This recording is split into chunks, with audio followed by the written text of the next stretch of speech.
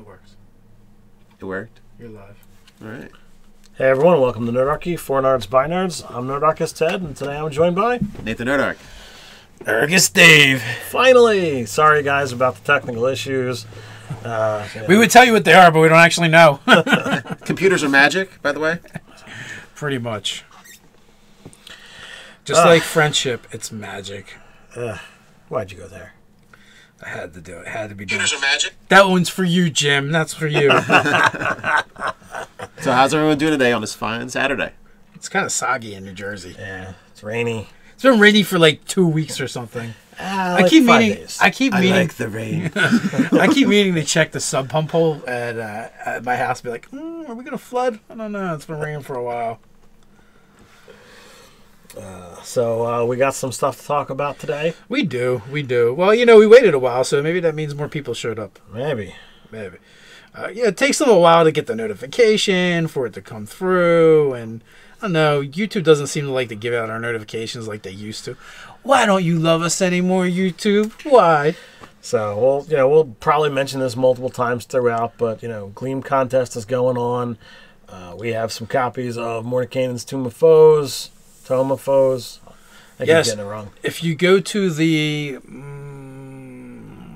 Thursday video, Friday video.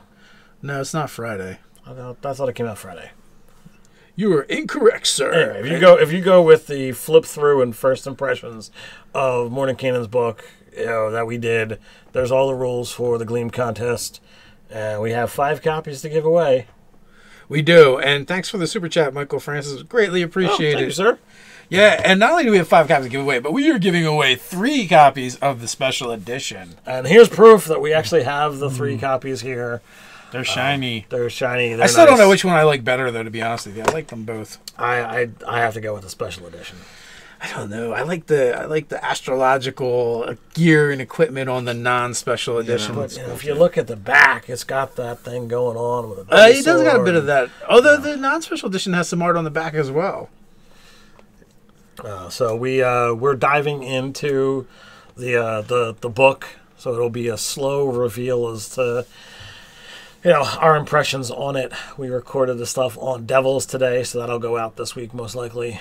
Yeah, it'll definitely go out this week. So we had this brilliant idea, and we were gonna do a video on the Blood War and the Tiefling stuff in there, or Tiefling, right? All right, you got to say it the way it's not spelled.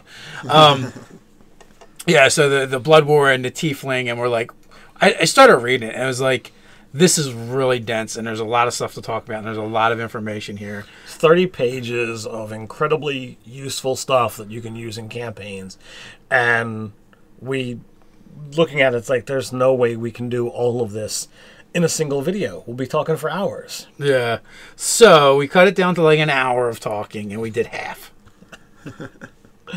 So we'll do the stuff on the demon stuff later. I don't think that one's quite gonna be an hour, but it's dense. Mike Bird is, I like the standard one because it matches my other books. Like Xanathar's Guide, I really like the standard one on that one more so than the special edition. On Volo's Guide, I really like the special edition. That one was pretty sweet. On Mordenkainen's, I'm kind of torn. I really like them both. The other one is brighter, so I kind of like the bright colors, and this is like a lot of darks. But that being said, it still looks pretty cool. Yeah, this teal blue is hot. I have the special edition of Volo's. I do not have the special edition of Xanathar's Guide, and part of me is like, I could still try and kind of get it, but it's like, at this point in time, I don't have any of them. I have digital copies on D&D Beyond. That is it. There is that, but at least you have those. Yes. Have you been looking through it at all? Yeah. It is a lot of dense information. So I've been kind of flipping through, picking stuff. I looked at the Gith, looked at the Hippo Men, and looked at some of the races options. Were you disappointed that you didn't have GIF as a player race? Hey, the fact that they're there is important. Yeah, Dave was disappointed. I was a little disappointed. I was like, I didn't see anything that said that they were going to be there. I don't know if I've seen GIF as a playable race in any previous editions. So, like, I really wasn't expecting to see that. So, listen, they're far more playable than a centaur. Well, there's been a lot of discussion on centaur specifically in the chat today, talking about why are they size medium, and the implications of taking a centaur into a dungeon. What happens if you've got a ladder? What do you do? Like, centaurs really can't use ladders. No, well, apparently they can, but for every foot of movement you move, it's going to cost you 4. Is what I've heard. That's what you've read. So they could, in one round, they could climb a 10-foot ladder. If they do nothing but climb, they could climb a 20-foot ladder. That's true. That's pretty impressive. Yeah. So I think you just got to run at it and just go for it. Just don't stop. It's like running up a wall. It's the same principle. It is. Just keep running. Somebody said it's just like, keep running. Just keep running. If you cast reduce on them, that should help them out. But I don't know.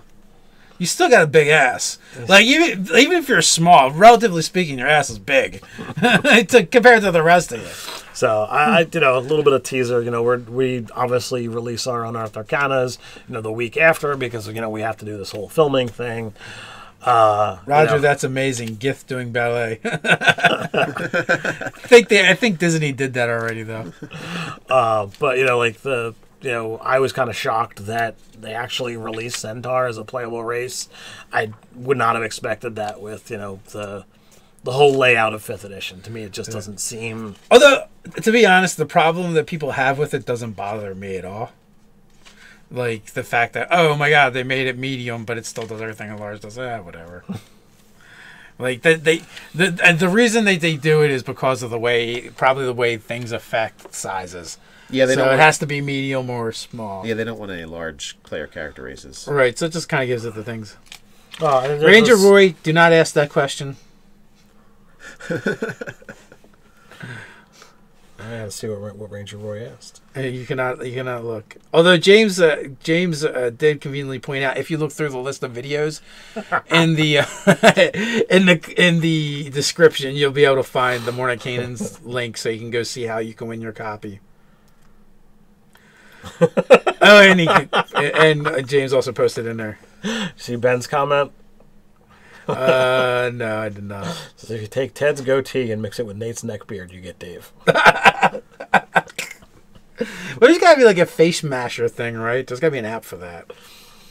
We can probably make that happen and see if it'd be like, nope, did not work. It made something horrific instead. Yeah. So, and it's funny too because, well, I guess we talked about it in the video, so I won't talk about it now. You'll have to wait. You have to wait until we put that video up.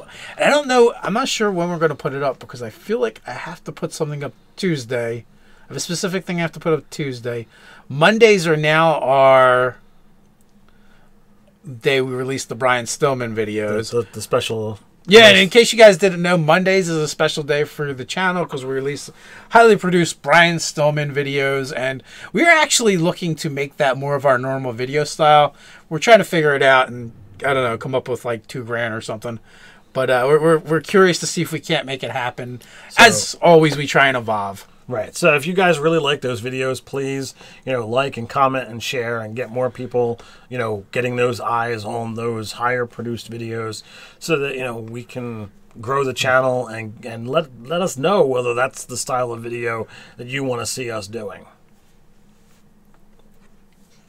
They'd rather talk about horseshoes of speed. I don't see why they didn't make GIF a playable race. The only thing is they're focused on guns. Yeah. Gunslingers. They're all gunslingers. Yeah.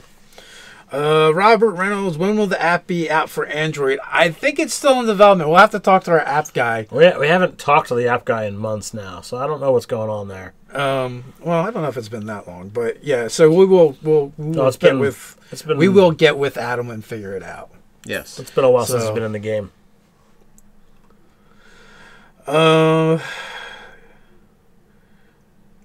Also, Doug's been pushing to get the Cosmic Terrarium game going. I just don't know when to squeeze it in.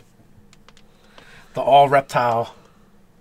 That'd be a lot of fun. I would play that game in a heartbeat. I got a fondness for Lizardfolk and whatnot. Yeah, the tricky thing is finding where a window for another game. I don't want to interfere with the live chats because we've had some cool things going on there this week. I don't know if you checked it out, but Core 2050 is like a Shadowrun-esque game run with 5e. We had another GM-less game that's being Kickstarted that we ran earlier the week. We had a surprise visit from WebDM on Thursday, I think it was.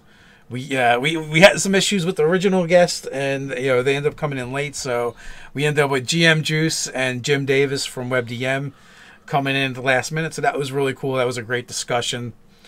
I would really like to get more of those where we have multiple people on from different projects instead of like we've had it before, but it's usually like from the same project. But sometimes it's just hard to figure that stuff out, and with the scheduling.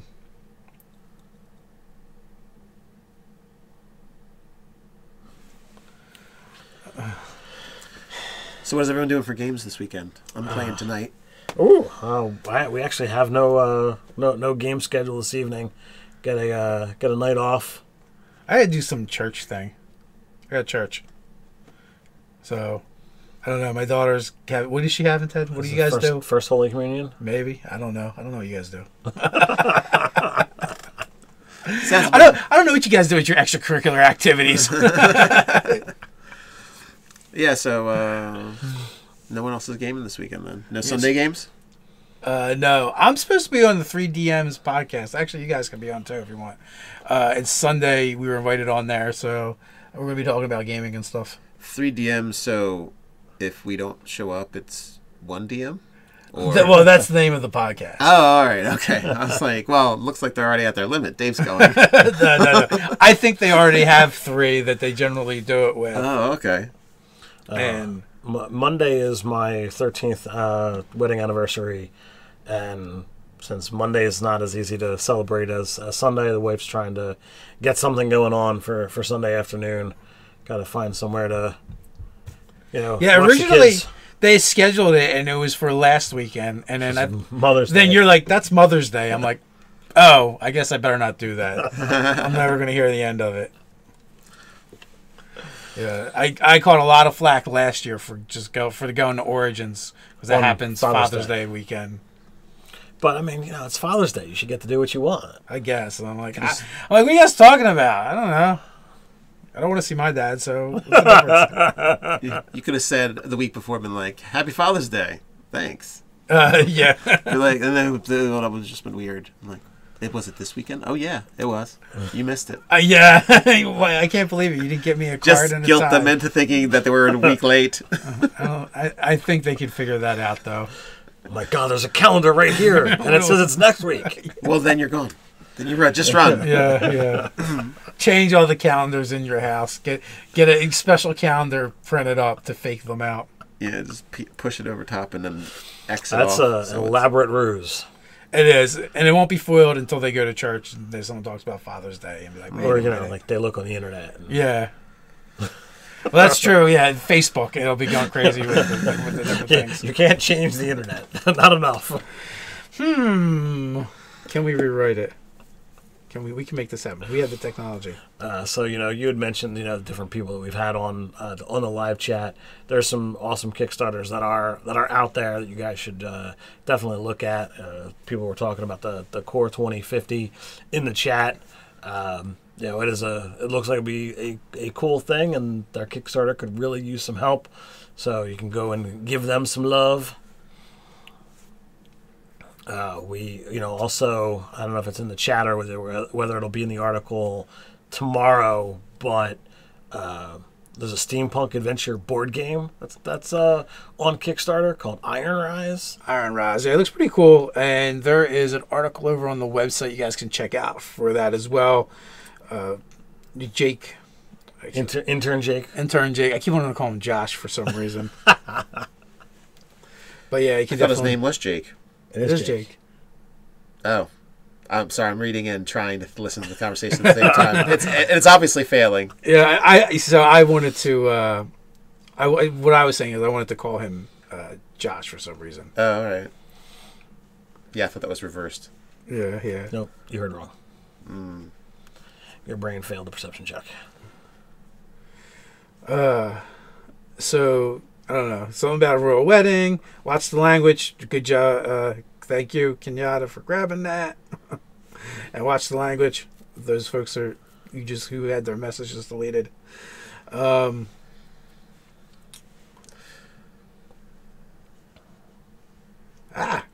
Hunt. Kyle Ellis just brought up with the centaur, you can just misty step up the ladder. So you could be a Mistwalker centaur and you wouldn't have any problems. Oh, that's true. That would totally defeat it, the Mistwalker.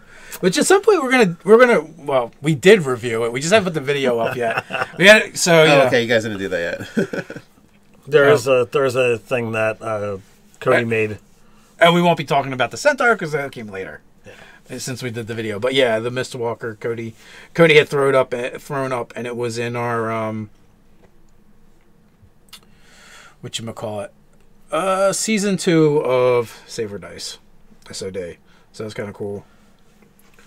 But yeah, the Mistwalker Centaur sounds fun. Yeah, the speaking of Saver Dice, the Numenera game, it came to its conclusion. Quite strangely. I mean, we knew that this was the end, but some of the stuff that wound up happening in the finale was pretty wonky and weird. And there is talk of taking that to a second season. I think some people are considering carrying those characters forward, where because of the strange wonkiness, it may or may not continue. So it's it's stay tuned for the announcement at some point in time. We should be getting a season 2 going, but I don't know who's playing what. But Mike will continue to DM. I will continue to play Zareth. Don't spoil it, Ted. James isn't caught up. I didn't spoil nothing. I'm just saying. I said wonkiness. That's it. I mean, wouldn't you expect in every campaign ending thing there would be wonkiness? Could be. I mean, some of them end in TPKs. Some of them, there's all kinds of different ends you could have. But there's different levels of wonky. I gave nothing. Michael Francis wants to know, what's your favorite site to buy miniatures from? My favorite site to buy miniatures from? Where have you bought the most from? Let's start there. Kickstarter. Yeah. Didn't you used to buy a lot of lots from eBay too? I used to buy it, things here and there from eBay. I mean, if you want to look at, grand dollars spent, would probably be from Kickstarter, because I've mined board games as well as the ridiculous amount spent on the different Bones Kickstarters. It's hard to beat the $5,000 on Conan. It was not 5,000. It wasn't even 500. It was $4.95. No. 4,999. Yeah, didn't breach the 5 there. Elfbait says Reaper is his favorite. I guess it depends too, if you want to paint them or not, right? If you care about that. That is the dichotomy of it. If you're looking to get, painted minis, your really only go-to is the WizKid stuff. And with Pathfinder and with D&D, there's lots of options that are out there. I would think as a whole, the Pathfinder models are better. It's the same scale, it's the same, company, but for some reason, those miniatures, those molds, those paint jobs wind up looking better. But I buy both. I did an article recently on one of the different series, and I'm writing another. I just haven't gotten it up yet. But if you're looking for unpainted stuff, there's Reaper, as well as the WizKids unpainted but already primed stuff. Is a good get as well. And I've got a handful of those that I'm looking to get a decent paint job on. But short of Kickstarter, I buy a lot of stuff off of Amazon. I know there's a handful of different. You can buy the booster bricks, which is 8 boxes for anywhere from $85 to $100. 32 minis all told, in a variety of different sizes. It's not bad. Ted is our go-to mini guy. I know we just use his minis. Yep. You know, I mean, Get to painting. I got a cool mini that I recently started painting, and it's coming out good. I haven't touched it in a week. I got sick, and then I got behind on work, and haven't had a chance to go and do the research I need to finish the paint job. I need to learn washing, and that's my next step. So Just throw in the dishwasher, turn it not on. that kind of washing, jackass. Be done in no time. Set it, forget it. So we've got a rules question from that British question. How do you manage the scrying spell? Is the creature aware of being scryed on? Since it's a saving throw, would that be awareness for players? I would say only if it's got some kind of detect divination stuff. Well, there is a saving throw for it, but you get negatives to the saving throw or pluses to the saving throw based on the there's a lot of person's stuff that goes scrying. into Yeah. it. It's familiarity as well as what they have. So you got a lock of hair or something like that. You get like a -10. Well, you know, So- according to D&D Beyond, it is a it's a 5th level spell with the casting time 10 minutes. School divination detection. So you pull up all that right here. But yeah, it's like you said. The save modifier is based upon how well you know them. Then there's a connection. So Because they can get like a -15. There's a chance the players, based on the NPC's preparation for it, that the players will be able to easily pass a save or not easily pass a save. So that's up to the DM what they do in the background. I mean, if someone like runs along, slashes them, but it doesn't hit them, and then grabs some locks of hair and zips away, well, they're probably going to get scryed on later, and they're probably going to fail because that's a big minus for it. It's like super disadvantage at that point. So I would say, like, if they pass their save, they resist the scrying, and they might get that presence that someone's watching you. But I'm not gonna say, oh, someone's been magically trying to look at your location. Like that takes magic to understand that magic is happening. That's my personal take on it. So if the creature can see invisible objects, they see the sensor as a luminous orb about the size of your fist. So that doesn't necessarily mean they're going to know what it is. I mean, unless, like you said, they have knowledge of magic. Then they might. So there is some stuff in there, and the other thing to save is as to whether it works or not. Like, so that's not a part of it. So if they can see invisible stuff, then there's a chance. Or if they have something else that allows them to sense something invisible, like if a rogue was to pass within 10 feet of that sensory thing, they wouldn't be able to see it, but they would know something was there. Right. But they might not know what. So you'd have to figure out how you want to describe it for them. Matt Jones question: I have to kill one of the PCs. Who should die? The cleric, fighter, wizard, or cleric? Well, clearly you have 2 clerics. There seems to be a redundancy. I don't know why you have to kill somebody, but if you off the cleric, it can result in, hey, I can't do a resurrection, or hey, I can't do a resurrection. So it really depends upon what your reasonings for needing to kill somebody, and how the players are going to take it and what have you. Vlad Legamain, what are your opinions regarding online play like Fantasy Grounds and Roll20? Fantasy Grounds is a digital virtual, or is the virtual tabletop of choice for Saver Dice. we use them. We like them in our own, when we play with Saver Dice. When we play on our own games, we usually just use Theater of the Mind and run off of YouTube. We'll just use Hangouts or something, or Zoom, and everything we do is pretty much Theater of the Mind. You guys are doing Ingest Quest. I think that's all Theater of the Mind. We're old and crotchety and don't like to worry about extra things. It's a lot of extra doodads to worry about. Well, even in your holds of the Mordanes, you're still using Theater of the Mind, right? Pretty much, yeah. Every once in a while I'll use a map. I just don't use an interface for it. I show the map. Yeah. He holds it up to the camera and I screen share and we. Even in our own games, though, we don't use a whole lot. Like, we use minis when combat breaks out, but most of the time it's Theater of the Mind. And if it's not a particularly complex combat, we might not even bring out the minis then. So that's kind of how we've done things. It's just, our style, and if you prefer to use that stuff, then by all means, go for it. So the one lazy guy, what is your mindset for reviewing third-party content, mainly from the DM's Guild?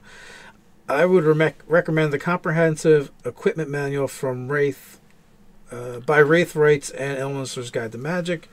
We don't really have a method. We just read it and talk about it. I think that's our method. And as far as what we choose to look at, as far as video content, the thing can't be too long because we only have so much time that we can be able to read stuff each week.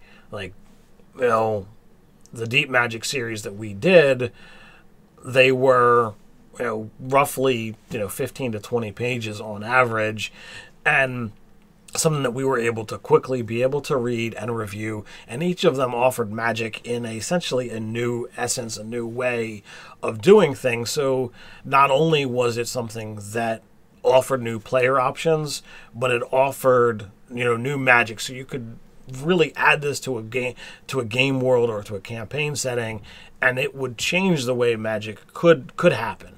So I thought they were very useful to use for everybody, so I wanted to get that out there. And that's really bite-sized format at that point. Imagine if all the Deep Magic was just one book. And you're like, here, check this book out. Right. This is a lot. Because you couldn't just carve out, what spells are linked to this. And most of that stuff is actually available in the Midgard Heroes Handbook, which is over there on the shelf behind Dave. But I couldn't review with the Deep Magic within that. I had to literally carve those things out and be able to say, all right, what is this and how does that work? Because the spell section is all the spells that they're offering, throughout most of that stuff. Yeah, the Deep Magic is really nice because it's just bite-sized for us. DM Don, GM 911. I thought Misty Step only works on the same level. I didn't think you could use it to go up or down. Have I been doing this wrong? I have no freaking idea. We've always used it in a 360. I mean, you can teleport 20 feet. Isn't that 30 feet. 30 feet? Yeah. It's a short teleport. I mean, if it says you can teleport 30 feet and it doesn't give you the limitation, I wouldn't apply a limitation. Yeah, and we're kind of very, free form with the rules anyway. Laissez-faire, if you will. They're not very. It's a. Much rather it be cool. And if briefly surrounded by silver mist, you teleport up to 30 feet in unoccupied space that you can see. So, anywhere as long as you can see it, you can teleport there. And it's a bonus action, so it's an awesome spell. It's one of my favorite additions to the game, I think. Not Mordenkainen's magical mansion. No, I do like Tensor's transformation now. I know you do. That one's kind of fun, spell. and Steel Wind Strike is kind of fun. Yeah. There's definitely some fun things going on. Yeah, the Magnificent Mansion makes an appearance for a while in the first campaign of Critical Role, and if you know anything about Scanlan, the gnome who is obsessed with love and the other things that you do with that, his mansion is ridiculous. I think Jim Davis for our Saber Dice campaign is now researching combat applications for Lehman's tiny hut. Which I'm curious to see because he did something. I can't imagine that it could be because it takes a minute to cast. So you'd have to already have it cast for the combat to happen. Yeah, I don't know. I don't have the casting time memorized on that one. But you just hold off people long enough. Yeah, so can cast it. 10 rounds is a long time to just hold things off. He did use a spell that I haven't seen used in combat before, offensively. I was like, oh, I never thought to do that. What was that? I didn't even know you could affect other people with it like that. Levitate. He levitated the Yeti, and then it was just like a Yeti pinata. He couldn't reach us. And then, I mean, you can't levitate someone into something that, well, unless it's stationary, but it's you couldn't levitate them into spikes. They'd be able to stop themselves, and you can't just drop them because they fall slowly. but you can put them out of range to hit you. So that was actually quite effective, especially because we had some ranged characters. That's pretty cool. There's some questions about elves and eladrins. We have not gotten to that section yet. I don't know if Ted has or Nate has, but I have not yet. Right now I'm still in the beginning of the book, reading the Blood War. I briefly looked through the elves and the eladrin, and the eladrin art I really like. The seasonal stuff in there. So I am looking forward to getting to that, but it'll probably be a couple weeks before we can dive deeply into elves. I think there's section 2. Yeah, I know. Katie was saying that she's happy that the gender fluidity was included in the elven section. I always considered them that way anyway. I mean, even Coralon Larithian, whatever his name was always kind of described as being androgynous as a figure from the elven mythos from back in like 1st, 2nd edition. So they're elves. Oh, and the very beginning, I think before we even started the chat, we had talked about the Mordenkainen's giveaway that we're doing. And for those of you who are questioning, are asking, we do ship worldwide for the contest for our giveaways. So if you are looking to get a copy of Mordenkainen's and you want to enter our contest, we will ship worldwide. So there you go. Elfbait is my new hero. Oh yeah? Why is he your hero? He said there's nothing says the monster can't perch on top of Lehman's tiny hut. It's like taking a nap. Oh man, I'm just imagining like a large or huge monster up there and it ends. And the spell ends and you are now you're covered under monster. Trask takes a nap on you. The Trask takes it, yeah. So, if you'd like your thing back, you cannot have it. You cannot handle it. Use Big B's badass bunker instead. Cody Sam, should True Resurrection service be able to be purchased by the party? If so, how expensive should you make it? It really depends on the campaign, like how readily available is magic. So, in my own games, I kind of run it kind of odd in the sense that, on average, my players have more access to more powerful spells and magic than my NPCs. But then occasionally, my NPCs can do things with magic that I consider very plot devicey. Mm-hmm. That like a ritual that's not actually anywhere. Yeah, pretty much. So I've done things like that, but for the most part, usually in my games, the really powerful magic is in the hands of the players. So it depends on what kind of game you're running, how prevalent magic is, and then how much you want to drain their coffers. Like, I think True Resurrection has a really, really expensive component to it. It was like 25K. Yeah, so we were looking at that. So your base cost is $25K, and you figure anyone who casts a really, does anything, usually they want to like make double what the cost is. So now you're looking at $50K for Resurrection as a baseline, in my opinion. Yeah, even if you supply the goods, I would charge $25 to $50K. Yeah, and then be like, oh, which DD do you follow? Does this person follow? We have to up it now. All right, so we got a question here. One of my players, a warlock, recently chose the summon lesser demon spell. Was wondering, the material components include blood from a creature recently killed. Can Arcane Focus replace it? So Arcane Focus, what is it? Anything up to like 25 gold pieces in value. It's anything that doesn't have a cost. And it doesn't have a cost. So like you can use it for it. To me that would say, like, it doesn't say a specific creature, it just says a creature. So I would allow a focus to replace that. Lessens the thematic coolness of the spell component, that's for sure. Yeah. And it really depends upon the kind of game that you want to play. If you're really looking at having, I want to have rare spells that have these rare ingredients, I want to do this thing. Like, okay, the one spell in the Kobold press, like, you need a platypus bill. Well, that doesn't have a cost, so therefore a focus would replace it. But if you don't, but that's not nearly as fun as finding a platypus. Yeah.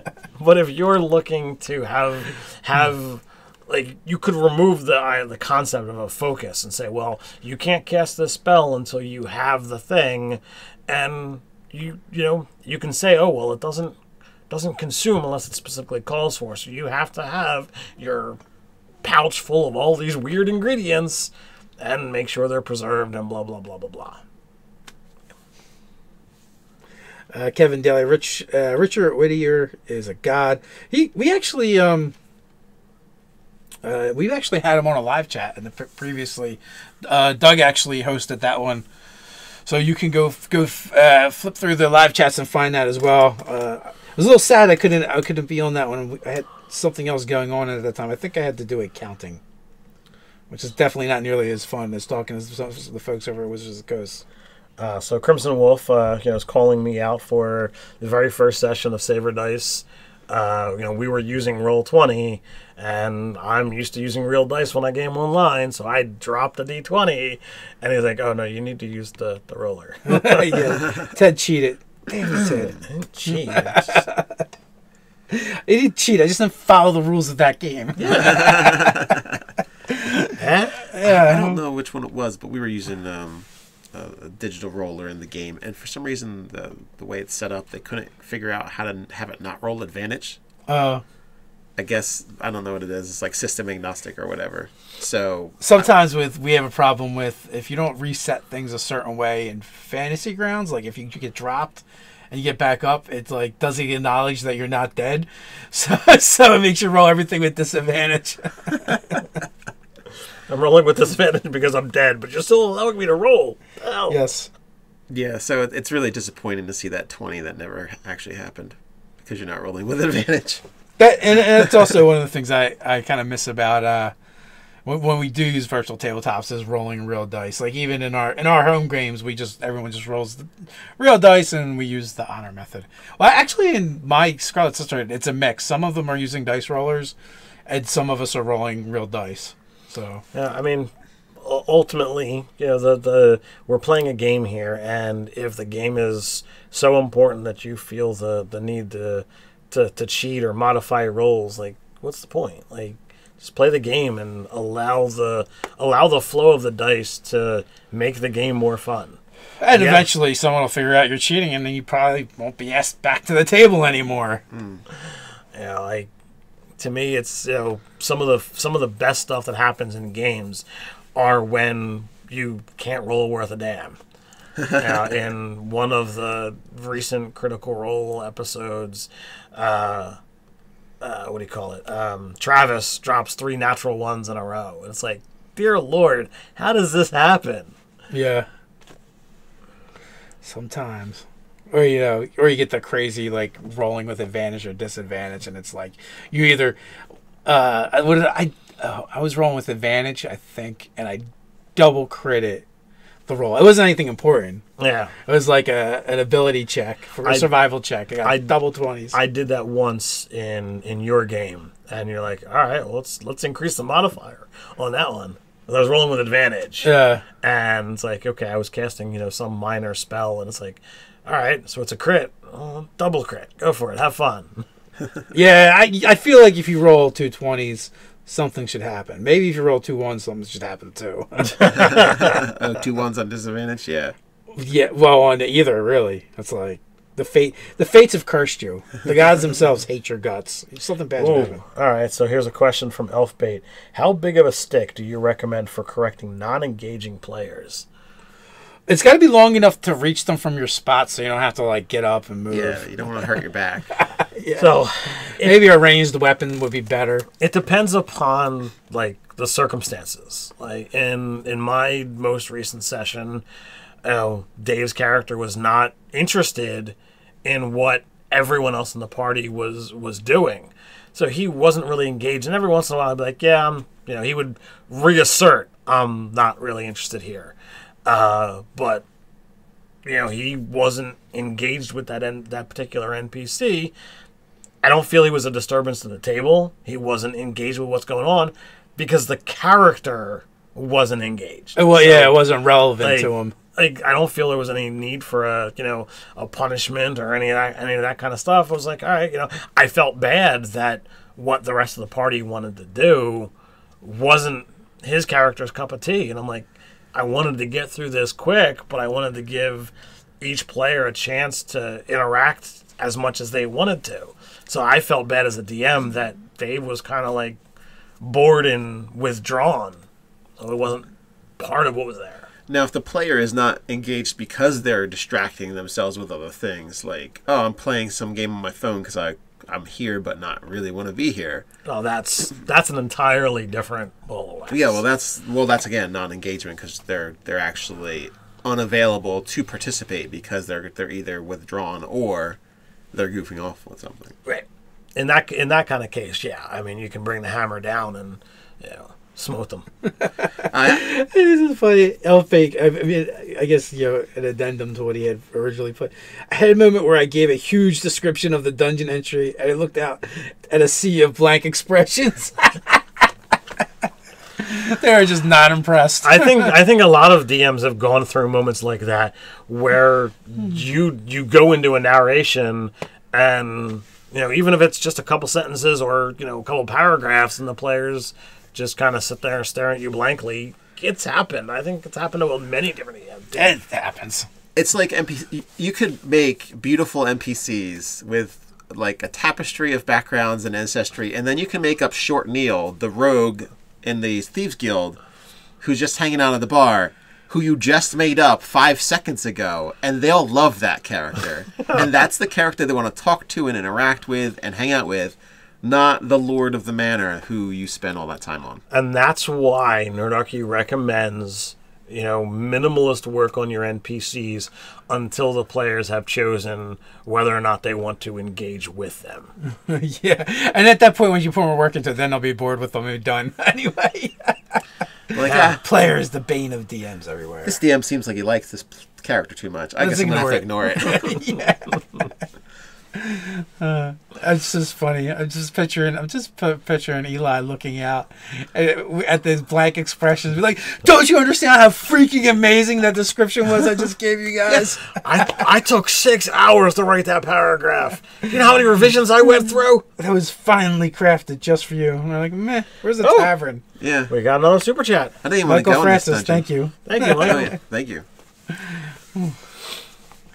Yeah, is there darkness? Are there wenches? But there's a dungeon right here!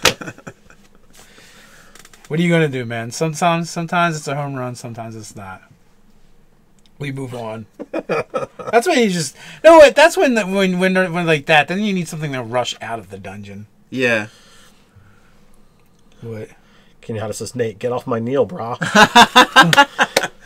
Hey, it's the only thing I could think of at the time.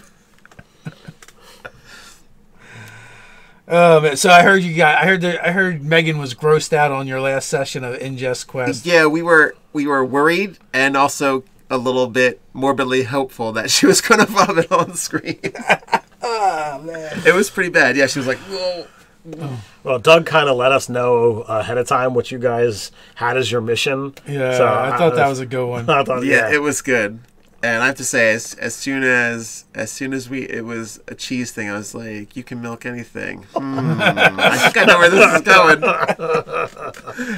Anthony and I were just like, I heard one of the characters almost died or did die. Oh, one of the characters did die. Oh, it's very sad. Thankfully, there was plot armor.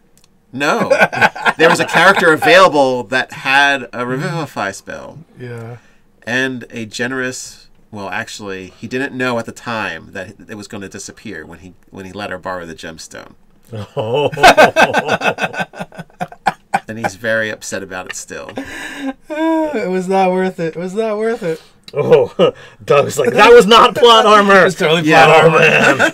Ted, I got an idea for a video. We're going to do a video about stream games and plot armor. All right. Doug, I believe in you. We're going to rip into Critical Role and Nerdarchy and Saber Dice. I believe in you. I believe in you, Doug. Yeah. Well, I can guarantee you when I do the RPG crate games, there is no plot armor on those. Oh, yeah, you're murdering people left and right, right? Not so much recently, but... You've been known... there were a couple TPKs and a couple that were close. So Zareth Gaming, just light plot armor. One lazy guy question: where do you see Wizards of the Coast going with the next expansion? Meaning books like Xanathar's, Mordenkaisen's Valos. I think will be a book like Xanathar's if you pay attention to Wizards of the Coast release pattern. Actually, I would say pay attention to what they put out in Unearthed Arcana. That's going to tell you where they're going to go. Obviously, and what they haven't used that was popular. I mean, based off of typical releases, the next thing should be an adventure pack. The next 2 things should be adventures. Because they've been doing 2 adventures. And then a thing. And a thing. Which is weird. Like, I feel like they switched the order somewhere. So maybe it isn't switched. I don't know. But it just feels that way. I mean, we got the Stream of Many Eyes coming up soon. Like, these are actually pretty close together. They've also expanded the Wizard team a couple times since. With the popularity of 5th edition, which is really cool. So, I don't think we're going to get a lot. But maybe, like, these 2 are really close. Because in June, we're going to get Stream of Many Eyes, right? So that's when they're going to release whatever the next thing is.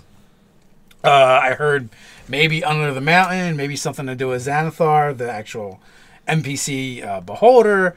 So, I don't know, Many Eyes, it kind of makes you think of that. And I was like, haven't we had enough beholders already? No. Can't we move on? Do something different? Beholders are good stuff. Yeah, but there's other things out there. There is. There's other monsters. Well, maybe it's the beholders hiring you to go deal with an aboleth. Well, beholders are pretty iconic for D&D, though, so there's that. They are pretty iconic. Oh, just they're iconic? Yes, they're iconic. Yes, they are, Ted. Is it an eye ache? No. Iatated. Iatated. Yeah. That was my daughter's pun at like 4 or 5 years old. Yeah, it's terrible. She had something caught in her eye, and like, oh, is that irritating? And she's like, no, mommy, it would be irritating. I'm like, I am so proud of you. Like, you are my daughter. He's so proud, and I'm just so disappointed for the human race.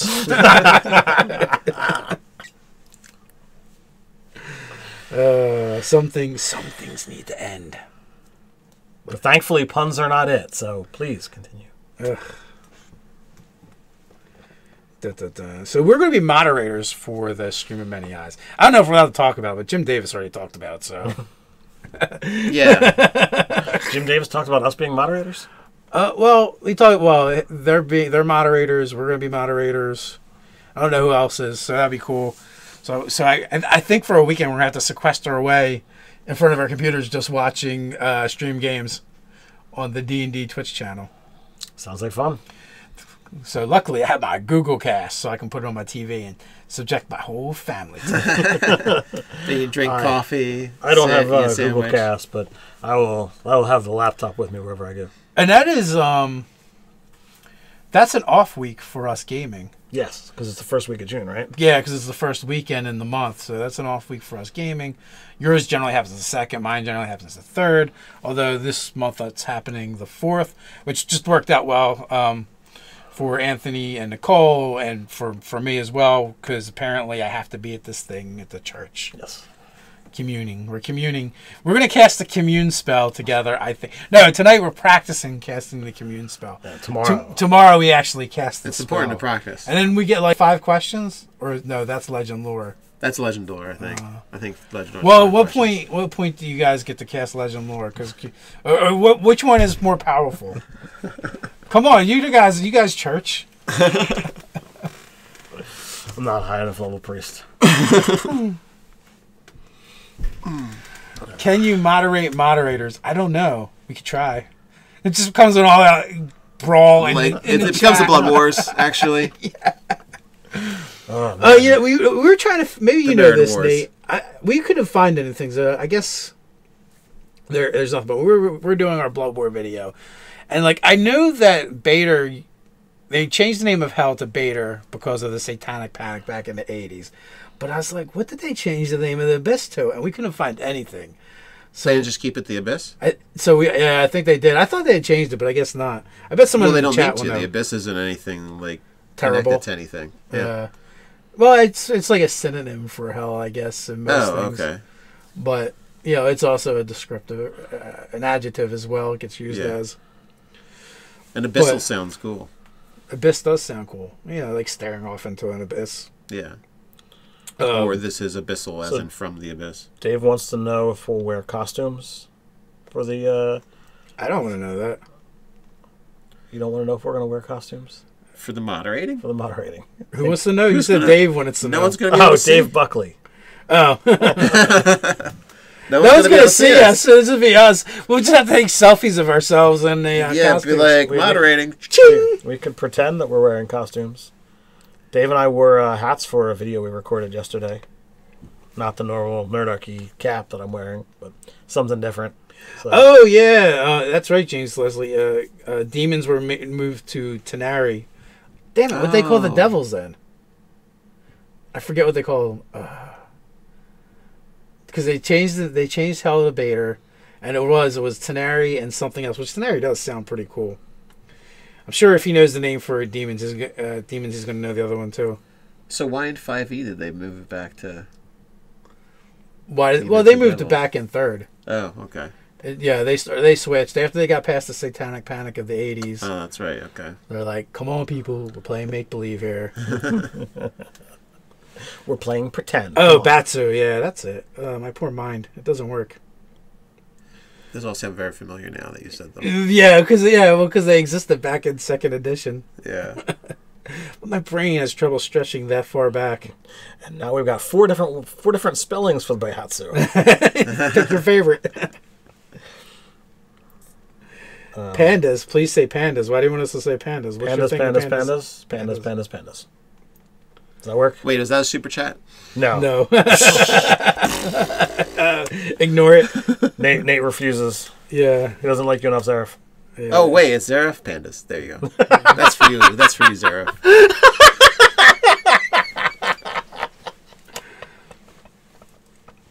Yeah, off bait. You even church, bro. Not when I can help it.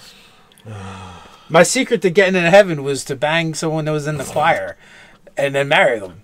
So I figured that was going to work. But apparently, I was like, the only way you can do any better, right, is if you're sleeping with the pastor. That's how that works? Oh, God, Dave. Come on, man. I don't have religion. He's just going through observation. It's the best he can do without the religion knowledge. Not trained in religion. Not a super high intellect. That's what you get. Thank you, ladies and gentlemen. I think I've just been insulted. I'm not sure. Make an intelligence check. I don't have any D20 with me. I was going to say my D20 are over there. He needs to make a wisdom check to know whether or not he was insulted. No, that's whether or not someone is trying to insult you, I think would be insight. But whether or not you have been insulted, I don't know. I think that's still wisdom. Okay. No. I'll go charisma. Whether you actually feel insulted. Insulted. That might be charisma. Your personal power. I don't know. Well, on that note, it's past 3 o'clock. It is, and I'm so hungry. So, last and final thing, please go check out the Gleam contest to win your copy of Mordenkainen's Tomb of Foes. We have 5 copies to give away, 3 special edition, 2 regulars. We are shipping them worldwide. There's lots of different ways to enter, so please go do so. I also do a shout out and thank you to Katie over at 360. She's the one that gets us those early copies, so we're able to get a hold of them and start showing you guys what they are. And whenever we get them, we just give them to you anyway. And then, me and Ted usually end up pre-ordering books from Amazon, and then, as a whole Nerdarchy, we'll go and place in a pre-order at the local store. So we end up with a bunch of them. Keep a couple for ourselves, and be like, here you go. We'll share the wealth with you guys in the hobby. We do appreciate you guys, and it's our way of saying thank you. We do the monthly giveaways, which is strictly for the patrons and those people that mail something in. But we like to every once in a while do something cool for everyone because we appreciate everybody. Absolutely.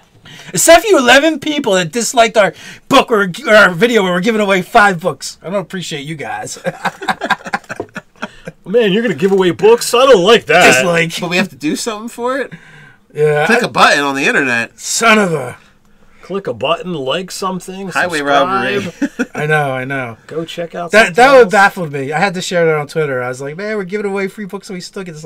There was another one where here are the benefits to playing D&D or something like that. And someone's like, dislike.